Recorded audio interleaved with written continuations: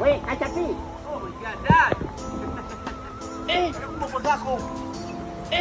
Ndio nimetoka nimeenda pale center shua. Alafu nimekuja nimemuulizia mama kwamba uko wapi. Mama hajanijibu chochote. Mama naye ana let down, ananiangusha, yani imenikata mshua. Nilikuwa kwenye mkutano kwa kijiji huko. Ulikuwa kwenye mkutano? Na mimi sika mwenyekiti sasa hivi. Okay, tell me Dad.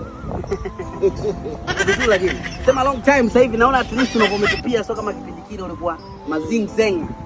Wamenichagua mwenyekiti, sasa nikaamua na mimi hapa nilipolima nilipouza tu nikanunua na mimi katupi aka shilingi 2500 hapa. Hii suti 1500? Haya mambo da, hamna hii suti bei kidogo. Basi poa mshua, mimi niko zangu ndani na nini? Poa. Sasa hebu njoo mwanangu kwanza. Unajua muda mrefu toka umerudi hatujapata kamuda ka kuongea. Dad, mimi nipo. Nimekuja mtu mbaya. Uko busy unatembea kama vile una spiringi sasa hivi imekuhuri. Tatizo nini tatizo?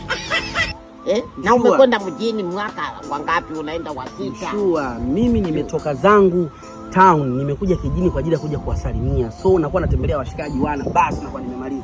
Sasa mama mwingine sana kutoka wapi? Mimi na tunaongea wote tunakaa. Jana tumepiga story kidogo na mama kwenye mwezi. Sasa tunakuvutia uzi kwamba haka labda kaja na kazawadi yako atatugeia. Kwani toka umetoka mjini?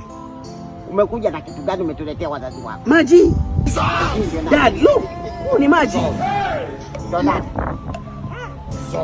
Nani haya makubwa sasa? Maji. Maji ndio nini wewe? Nimekuja maji at least muone mcheki. Story vitu huko kijijini hamna. Hili si towi hili.